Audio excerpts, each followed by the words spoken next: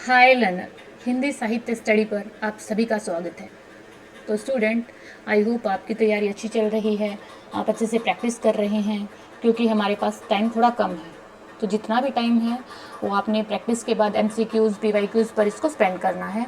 Daily आपको या तो मॉक टेस्ट दीजिए या आपके पास जो मटेरियल है वहाँ से आप इनको रीड आउट कीजिए, लेकिन आपको अपनी प्रिपरेशन कंटिन्यूसली रखनी है टिल एग्जाम तक। तो हमने स्टूडेंट यहाँ पर आधुनिक काल का मैराथन रखा है, जिसमें टॉप 100 क्वेश्चंस हैं आपके, जो 2020 से लेकर 2025 तक आएंगे। तो ये आपका JRF और नेट के मिशन के लिए है। आज हमारी क्लास सेकंड है। इससे पहले एक क्लास और थी जिसमें हमने 2020 के पेयर रखे हैं। तो आपको ये क्लास लगानी है, लास्ट तक इसको देखना है। तो चलिए क्लास स्टार्ट करते हैं। क्वेश्चन फर्स्ट है, सूची 1 और सूची 2 का आपको मिलान करना है। सूची पहली में क्या रखा है, पत्रिकाएं हैं, और इसके सूची दूसरी में क्या है, संपादक हैं। तो पहली है आपकी हिंदी बंगवासी। हिंदी बंगवासी ये 1890 ईस्वी में योगेश चंद्र बसु की रचना है। पहले का ऑप्शन बी के साथ होगा। तो यहाँ पे पहला और दूसरा दोनों में दे रखा है। फिर उसके बाद है उद्दंड मार्तन। उद्दंड मार्तन काफ़ी इंपॉर्टेंट पत्रिका है, बहुत बार रिपीटेड पूछी गई है। ये काफ़ी टेट्स में भी पूछी जाती है, UGC नेट में तो बहुत बार पूछी जाती है ये वाली। तो जुगल किशोर की है। फिर आपकी है बंगदूत। बंगदूत आप अच्छे से जानते हैं, राजा राम मोहन राय की, जिसमें फारसी, उर्दू, हिंदी, बांग्ला सभी लैंग्वेजेस इन्होंने निकाली हुई है। फिर है आपका भारत जीवन। भारत जीवन आपकी है रामकृष्ण वर्मा की। तो पहले का दूसरे के साथ जाएंगे, और उद्दंड मार्तन चौथा है। तो ये ऑप्शन हमारा बी वाला सही हो जाएगा। और बंगदूत आपकी राजा राम मोहन राय की है, और भारत जीवन आपकी रामकृष्ण वर्मा की है। तो आपकी अतिरिक्त जानकारी के लिए हमने रखा है हिंदी बंगवासी 1890 ईस्वी में योगेश चंद्र बसु, और ये साप्ताहिक पत्रिका है जो कलकत्ता से निकली हुई है। उद्दंड मार्तन काफ़ी इंपॉर्टेंट है स्टूडेंट, आपको इसको ध्यान में रखना है। 1826 ईस्वी में निकाली थी, पंडित जुगल किशोर ने निकाली थी। ये भी साप्ताहिक है और कलकत्ता से ही इसका संपादन किया था। फिर है बंगदूत 1819 ईस्वी में। मोस्ट इंपॉर्टेंट है स्टूडेंट, ये दोनों आपको ध्यान में रखना है, नेक्स्ट टाइम में इनमें से एक पक्का आएगी। राजा राम मोहन राय की, और कलकत्ता से इसका प्रकाशन होता है। फिर है भारत जीवन 1884 में, जो रामकृष्ण वर्मा ने निकाली है। ये आपकी एडिशनल नॉलेज के लिए है। प्रश्न नंबर दूसरा है, भिन्न भिन्न शाखाओं के हजारों कवियों की केवल कालक्रम से गूंथी उपयुक्त व्रतमालाएं साहित्य के इतिहास के अध्ययन में कहाँ तक सहायता पहुंचा सकती थी। मीन्स जो उस टाइम में, जैसे हम आदिकाल की बात कर रहे हैं, भक्ति काल की बात कर रहे हैं, तो धीरे धीरे समय के अनुसार, जैसे एक माला में मोती पिरोया जाता है, उसी प्रकार से ये जो कालक्रम हैं एक दूसरे से जुड़े हुए हैं। ये ऐसे कह रहे हैं राइटर, सारे रचनाकार को केवल आदि, मध्य या पूर्व या फिर उत्तर इत्यादि खंडों में आंख मूंद कर बांट देना, यह भी न देखना कि किस खंड के भीतर क्या आता है। जैसे कई विद्वान होते हैं, अपनी सबका अलग अलग मत होता है, तो किसी ने आदि में कुछ रखा है, मध्य में कुछ रखा है, तो इस पर बात कर रहे हैं। और क्या नहीं है, किसी वृत्त संग्रह को इतिहास नहीं बना सकता। मीन्स बिना वजह से सीधा पढ़ लिया और पढ़ के अपने अकॉर्डिंग हमने आदिकाल में, मध्यकाल में और रीतिकाल भक्तिकाल में रख दिया, तो आंख मूंद कर ऐसे हमें विश्वास नहीं करना है। ऐसा कौन बोल रहे हैं? उपयुक्त पंक्तियाँ हिंदी साहित्य के लेखक की हैं, ये किसी लेखक की पंक्तियाँ हैं। स्टूडेंट, ये वाले जो क्वेश्चन होते हैं ये थोड़ी सी टफ श्रेणी में आ जाते हैं। जैसे 10% आपका टफ आता है, टफ मीन्स जो हाई लेवल होता है, ये वो वाला क्वेश्चन है। तो इसमें ऑप्शन ए है हमारे पास रामचंद्र शुक्ल, ऑप्शन बी है रामस्वरूप चतुर्वेदी, ऑप्शन सी है बच्चन सिंह, और ऑप्शन डी है हजारी प्रसाद द्विवेदी। तो ये वाली कोटेशन है वो आचार्य रामचंद्र शुक्ल की है। तो ये आपके 2025 के हम PYQs कर रहे हैं। तो ये आपका फर्स्ट वाला ऑप्शन है, रामचंद्र शुक्ल ने ऐसा बोला है। प्रश्न नंबर तीसरा है, नंद किशोर आचार्य निम्नलिखित में से किस सप्तक के कवि हैं? ये जो तार सप्तक है ना स्टूडेंट्स, जिसने अगेन इनका तार सप्तक की स्थापना की थी 1943 ईस्वी में, ये काफ़ी इंपॉर्टेंट है। इसमें 7 कवि रखे हैं। तो इसमें आचार्य किशोर हैं चौथा सप्तक के। जैसे 4 सप्तक थे आपके, 1943 में, एक 1949 में, एक 1959 में और एक 1963 में, ऐसे ये 4 सप्तक हैं। तो चौथा सप्तक के कवि हैं आपके नंद किशोर आचार्य। पहले में जैसे अज्ञेय आ जाते हैं आपके, और दूसरे में आपके तार सप्तक को ही प्रथम बोला जाता है, प्रथम सप्तक बोला जाता है। फिर शमशेर हैं, नरेश हैं, ये वाले आ जाते हैं। तो काफ़ी 7 कवियों का इनकी रचनाएं और ये रखे हुए हैं। ये भी काफ़ी नेट का बहुत ही रिपीटेड क्वेश्चन है, आपको तार सप्तक भी पढ़कर जाने हैं। नेक्स्ट क्वेश्चन, प्रश्न चौथा है निम्नलिखित में से कौन से युग्म सही हैं? सही हैं पूछा है स्टूडेंट। पहला है फोर्ट विलियम कॉलेज की स्थापना बतानी है, दूसरा हिंदू कॉलेज बताना है, तीसरा ब्रह्म समाज की स्थापना, और चौथा आर्य समाज, और पांचवा प्रार्थना समाज। तो जो फोर्ट विलियम कॉलेज है इसकी स्थापना 1800 ईस्वी में लॉर्ड वेलेजली ने की थी कोलकाता से, तो ये हमारा सही हो जाएगा। और फिर दूसरा है हिंदी कॉलेज की स्थापना 1817 ईस्वी में की थी, किसने की थी? राजा राम मोहन राय ने, तो ये हमारा सही हो जाएगा। उसके बाद ब्रह्म समाज की स्थापना 1824 ईस्वी में नहीं की थी, 1828 ईस्वी में की थी, राजा राम मोहन राय ने की थी। फिर है आर्य समाज की स्थापना 1875 ईस्वी में की थी, किसने की थी? दयानंद सरस्वती ने मुंबई में की थी। उसके बाद है आपका प्रार्थना समाज की स्थापना आत्मारंग पांडुरंग ने की थी और 1867 ईस्वी में की थी। तो ये आपके 3 ऑप्शन गलत हो जाएंगे, सिर्फ 2 ऑप्शन सही हैं। और अगर ऑप्शन की बात करें तो हम ऑप्शन फर्स्ट और सेकंड, सिर्फ हमारा ऑप्शन बी में हमें दिख रहा है, तो हमारा सेकंड वाला ऑप्शन सही हो जाएगा। तो एडिशनल नॉलेज के लिए पढ़ते हैं, फोर्ट विलियम कॉलेज की स्थापना लॉर्ड वेलेस्ली ने की थी। ये सही लिखा हुआ है, इसको हम चेक कर लेंगे, ये प्रिंटिंग में मिस्टेक हो जाती है, इसके लिए सॉरी बोलती हूँ स्टूडेंट में। 1800 में की थी कोलकाता में। हिंदू कॉलेज 1817 में राजा राम मोहन राय ने की थी, ये भी कोलकाता में की थी। ब्रह्म समाज की स्थापना 1828 ईस्वी में राजा राम मोहन राय ने कोलकाता से की थी। आर्य समाज की स्थापना 1875 ईस्वी में दयानंद सरस्वती ने मुंबई में की थी। और प्रार्थना समाज की स्थापना 1867 ईस्वी में आत्मारंग पांडुरंग ने मुंबई में की थी। तो ये आपको ध्यान में रखना है। प्रश्न 5वां है भारतेंदु हरिश्चंद्र के नाटकों का सही कालक्रम पूछा है। सही कालक्रम क्या है? भारत दुर्दशा, ये मैंने आपके लिए पहले ही रख दिया है। भारत दुर्दशा 1880 में है, सती प्रताप 1883 में है, सत्य हरिश्चंद्र 1875 में है, मुद्रा राक्षस 1878 में है, और विद्या सुंदर आपका 1868 में है। तो जो विद्या सुंदर है, देखो सबसे पहले हमें यही दिख रहा है, तो विद्या सुंदर पहले पे आ जाएगा 1868 में। तो ये ई वाले हमारे पास 2 ऑप्शन है। फिर उसके बाद है हमारे पास 68 के बाद आएगा ये वाला सी वाला, जिसमें 1875 है, और उसके बाद आएगा 75 के बाद हमारा डी वाला 1878 मुद्रा राक्षस है। फिर हमारा 1880 भारत दुर्दशा आ जाएगा, और फिर 5वां हमारा सती प्रताप आ जाएगा जो 1883 ईस्वी में है। तो ऐसे ये वाला ऑप्शन हमारा सी वाला यहाँ पर सही हो जाएगा। तो देखिए ये इनके अनुदित नाटक हैं, वो उनके मूल नाटक थे, ये अनुदित हैं। कुछ मौलिक हैं, इनके काफ़ी नाटक हैं जिसमें से मौलिक भी हैं, अनुदित भी हैं। तो विद्या सुंदर 1868 में है, पाखंड विडम्बन 1872 में है, और धनंजय विजय 1873 में है, कर्पूर मंजरी 1875 में है, मुद्रा राक्षस 1878 में है, और दुर्लभ बंधु 1880 ईस्वी में है। ये इनके कुछ नाटक हैं, आप ध्यान में रख सकते हैं, ये काफ़ी बार एग्जाम में पूछे जाते हैं। प्रश्न नंबर 6 है सूची 1 को सूची 2 से सम्मिलित करना है आपको। एक सूची में रचनाकार हैं, दूसरे में रचनाएं हैं। तो महामहोपाध्याय हरप्रसाद शास्त्री ने किसका ये संपादित किया गया है, किसका? बौद्धगान और दोहा का। ये जो सरहप्पा है ना आपके आदिकाल में, जो सरहप्पा है, कणहप्पा है, बौद्धनाथ है, उनका संपादन किया है। तो पहले का 4 के साथ सिर्फ एक ही ऑप्शन में है। फिर राहुल सांकरत्यान ने क्या किया है, इनकी हिंदी काव्यधारा एक ग्रंथ है, व्याकरण ग्रंथ है, वो वाला है। प्रबोध चंद्र बागची ने दोहा कोश का संपादन किया है। दोहा कोश का संपादन प्रबोध चंद्र बागची ने, ये भी आपकी सरहप्पा वाले ही हैं जो सरहप्पा का दोहा कोश का संपादन किया, जिसमें आपके 84 सिद्धांतें हैं। डॉक्टर मोहम्मद शहीदुल्लाह, ये लेशा मिस्तोक्ष स्टूडेंट, ये आपके लिए नई चीज़ है, इसको आप थोड़े ध्यान में रख सकते हैं। मे बी नेक्स्ट टाइम कूट में ऐसे मिलान करने के लिए इसको ही रख सकते हैं, और नेक्स्ट 3 रचनाएं कुछ और होंगी। लेकिन अगर हमें इस रचना को भी थोड़ा सा ध्यान में रख लिया है तो भी हम क्वेश्चन को फाइंड आउट कर सकते हैं। तो ये हमारा सी वाला ऑप्शन यहाँ पर सही हो जाएगा। ये भी आपका 2025 में ही आया हुआ क्वेश्चन है, PYQ है आपका नेट वाला। नेक्स्ट क्वेश्चन, प्रश्न 7वां है अज्ञेय की निम्नलिखित कहानियों को उनके प्रकाशन वर्ष के अनुसार पहले से बाद के क्रम में व्यवस्थित करें। देखिए कितनी सारी रचनाएं हैं जिसका ईयर दिया हुआ है। तो गैंग्रीन है इनकी 1937 में, जयदोल 1951 में, हिली बॉन्ड की बतकें, काफ़ी न्यू रचना सुनी है मैंने ये इसकी, 1940 में, कलाकार की मुक्ति 1951 में, विपथगा 1937 में। तो सबसे पहले गैंग्रीन है, जो गैंग्रीन रचना है ये विपथगा में है, ये कहानी संग्रह है। कौन सा? विपथगा, और उसमें ही गैंग्रीन है।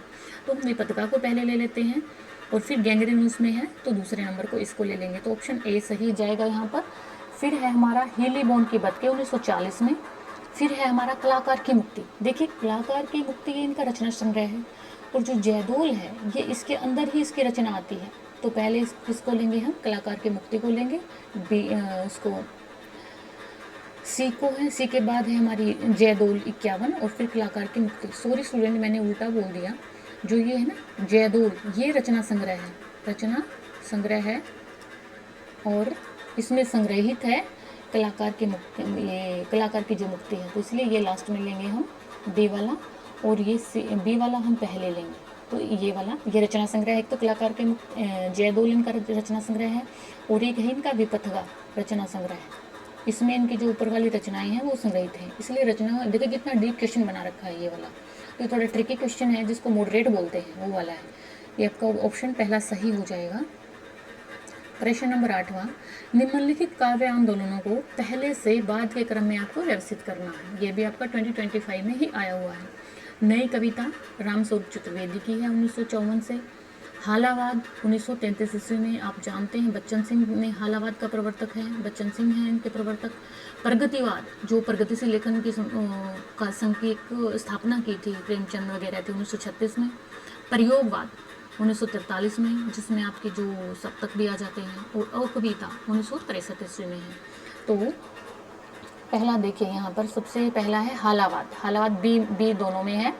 पहला हमारा बच्चन का हालावाद हो जाएगा 1933, फिर हमारा 1936 में प्रगतिवाद हो जाएगा सी वाला, ये वाला, और फिर हमारा डी में प्रयोगवाद 1943, फिर नई कविता रामस्वरूप चतुर्वेदी वाली है, और फिर हमारा अकविता 1963 वाली है। तो ये बी हमारा यहाँ पर सही हो जाएगा।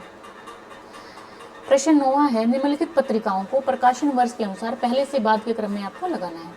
आलोचना शिवदान सिंह चौहान की है, मैंने लिख दिया है इसको हिंदी में भी। शिवदान सिंह चौहान की रचना है ये 1951 में। तद्भव पत्रिका अखिलेश की। स्टूडेंट, ये वाली पत्रिका बहुत बार रिपीट हो चुकी है, अखिलेश, टेक्स्ट वगैरह में भी बहुत बार आती है, इसको ध्यान में रखना आपको। और बालाबोधनी 1874 में भारतेंदु की है, भारतेंदु की रचना है। और फिर इंदु है अंबिका प्रसाद गुप्त, इंदु भी काफ़ी इम्पोर्टेंट है। इंदु रचना है अंबिका प्रसाद गुप्त की, अंबिका प्रसाद गुप्त की।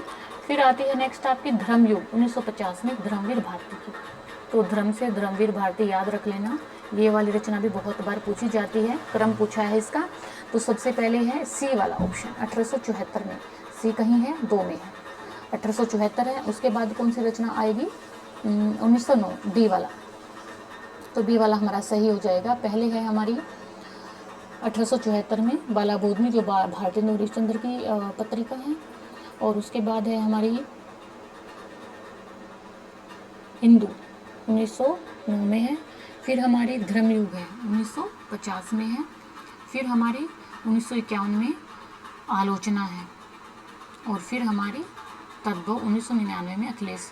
तद्भव को याद रखिए स्टूडेंट, सॉरी, बहुत बार एग्जाम में पूछी जा चुकी है। प्रश्न 10वां है, निम्नलिखित में से किस पत्रिका का संपादन बद्री नारायण चौधरी प्रेमघन ने किया है। तो देखिए ये 2025 ही के ही क्वेश्चन है, पत्रिका में से कितने सारे क्वेश्चन ले रखे हैं। सरस्वती आप अच्छे से जानते हैं 1903 ईस्वी में, उसका महावीर प्रसाद द्विवेदी ने इसका संपादन किया, ये आप बहुत अच्छे से जानते हैं। सुदर्शन 1900 ईस्वी में देवकी नंदन और माधव प्रसाद ने किया है इसका, सुदर्शन का देवकी नंदन और माधव प्रसाद ने इनका संपादन किया है। माधव प्रसाद ने। जासूस गोपाल राम गहमरी ने, गोपाल राम गहमरी ने इनका संपादन किया है। और आनंद कादम्बनी, जो हमारी बद्री नारायण चौधरी की पत्रिका है 1881 में। तो ये निम्नलिखित में से किस पत्रिका का संपादन बद्री नारायण चौधरी प्रेमघन ने किया है। तो ये हमारा आनंद कादम्बनी 1881 ईस्वी में है। ये लगता है मुझे बनाते टाइम कुछ आगे पीछे हो गया है, बट क्वेश्चन है, ये हमारा PYQ ही है 2025 का, इसको भी डिस्कस कर लेते हैं। छायावादी कवियों की कल्पना लोक की उड़ान अपनी अक्षमता की पूर्ति का प्रयास है। मुझे लगता है क्वेश्चन आगे भी है, 2 बार प्रिंट हो गया है। जो छायावादी रचनाएं हैं, कवि हैं, उनकी जो कल्पना है, क्योंकि छायावाद में आप देखते हैं ना, रहस्यवाद है, कल्पना है, मानवतावाद है, उन सब की बात की गई है। जो हमारे 4 जयशंकर प्रसाद हैं, सुमित्रा नंदन पंत हैं, महादेवी वर्मा है, निराला है, इनको रखा गया है। तो ये कथन पूछा है किसका है, तो ये आपका किसका है, इलाचंद्र जोशी का। तो स्टूडेंट ये थोड़े टिपिकल वाले क्वेश्चन होते हैं, टिपिकल बोलते हैं जिनको, जो थॉट्स होते हैं ये थोड़े से हम मानते हैं। तो इलाचंद्र जोशी ने इसको बोला है। क्वेश्चन 11वां है, निम्नलिखित काव्य कृतियों की प्रकाशन वर्ष के अनुसार पहले से बाद के क्रम में आपको व्यवस्थित करना है। परिमल है निराला की रचना, आप अच्छे से जानते हैं परिमल को, जो हमारे निराला है 1930 ईस्वी में है। भारत भारती गुप्त की है, 1912 ईस्वी में है। अकाल में सारस किसकी है, केदारनाथ की है, 1983। पहाड़ पर लालटेन मंगलेश डबराल की है, मंगलेश डबराल की है। उर्वशी हमारी दिनकर की रचना है 1961 ईस्वी में। तो आपको सही का उत्तर चयन करना है। तो सबसे पहले हमारी पहले क्या है, भारत भारती 1912 ईस्वी में है। फिर आपकी क्या है, 1930 में निराला है, सेकंड वाला। फिर आपका 1963 में ई वाला दिनकर है। और फिर आपकी 1981 में 4 की और अकाल में सारस जो 5वीं है।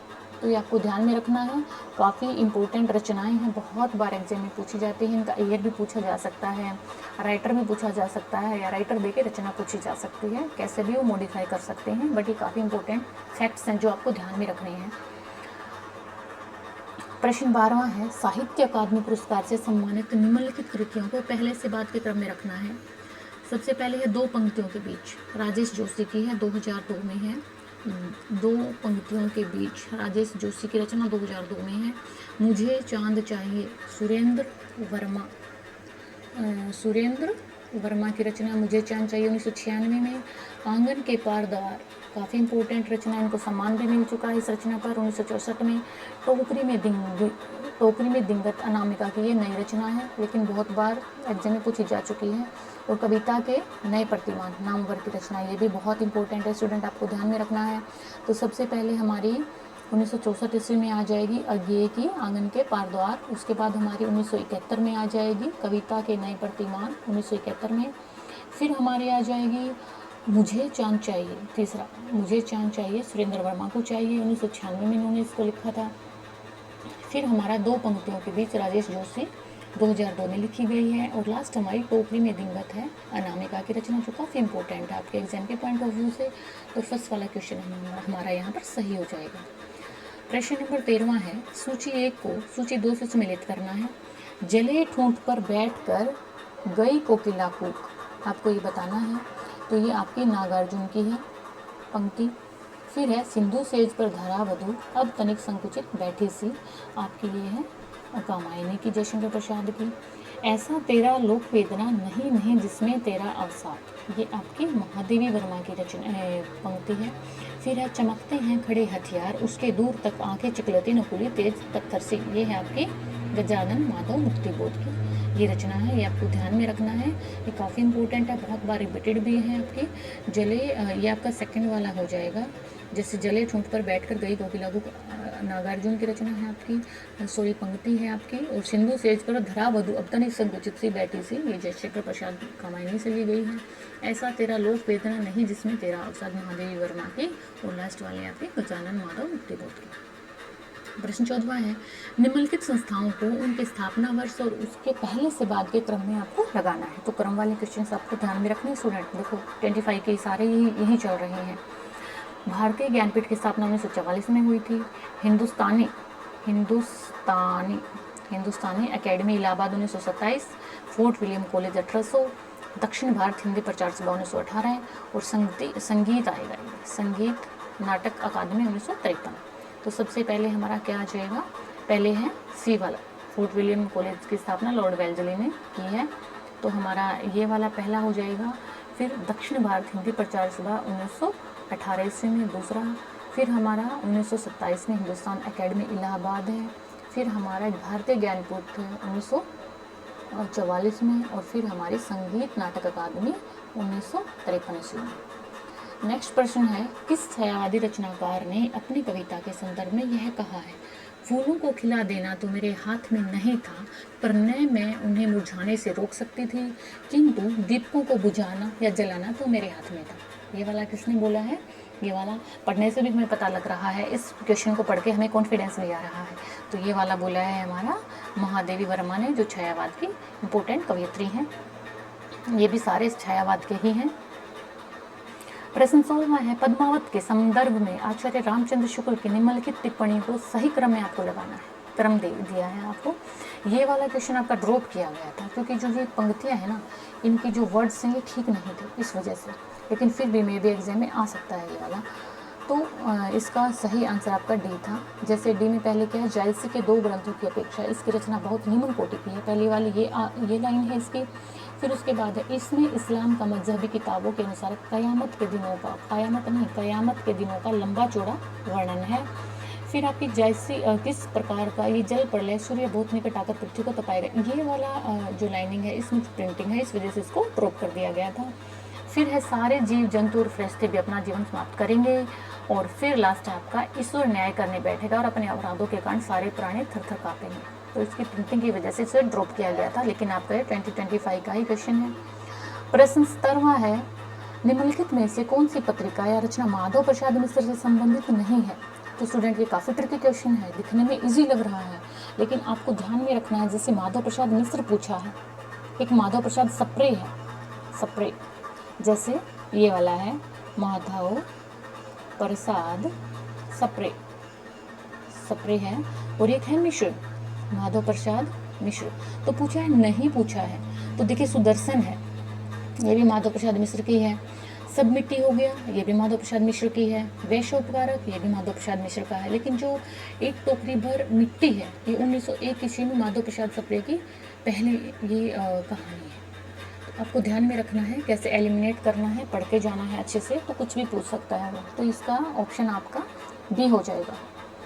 प्रश्न 18वां है, सूची 1 को सूची 2 से सुमेलित करना है। अयोध्या सिंह उपाध्याय हरिओड, इनकी रचना है। प्रद्युमन विजय, लाला श्रीनिवास दास, इसकी रचना है। पहले का दूसरे में 2 हैं। ओके, प्रहलाद चरित्र, ये वाली। राधाचरण गोस्वामी की है, अमर सिंह राठौर, ये वाली।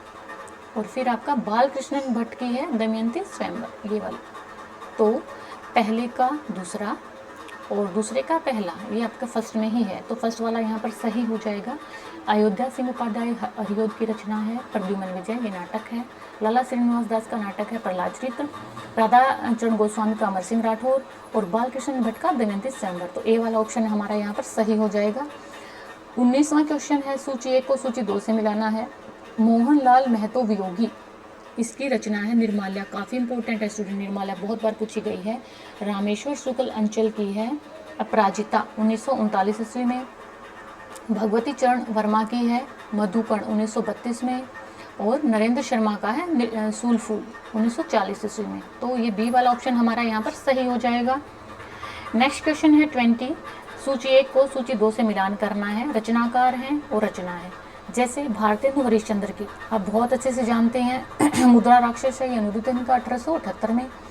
जयशंकर प्रसाद की है, जन्मे जय का नागिक नाटक है 1926 में। उपेंद्र नाथ अश्क की है, जय पराजय 1937 में। और लक्ष्मी नारायण लाल की है, कलंकी 1969 ईस्वी में। तो ये काफ़ी इंपॉर्टेंट है, ये एग्जाम के पॉइंट ऑफ व्यू से आ सकता है। तो आपका ये वाला फर्स्ट वाला ऑप्शन सही हो जाएगा। तो स्टूडेंट ये थे हमारे 20 इंपॉर्टेंट क्वेश्चंस, इनको आपको लगा के जाना है, अच्छे से पढ़ के जाना है। मे बी एग्जाम में ये काफ़ी हेल्प करेंगे आपको। तो जो भी आपकी स्ट्रेटजी है, जो भी आपने सोचा है, या MCQs PYQs के लिए आपको अच्छे से प्रैक्टिस करके जाना है, बेस्ट विशेज़ आपके एग्जाम के लिए। और हमारे चैनल को सब्सक्राइब करना है, क्योंकि ऐसे ही जो वीडियोस हैं MCQs PYQs वाले, वो टाइम टू टाइम आपको मिलते हैं नेक्स्ट क्लास में। तब तक के लिए पढ़ते रहिए, बढ़ते रहिए। धन्यवाद।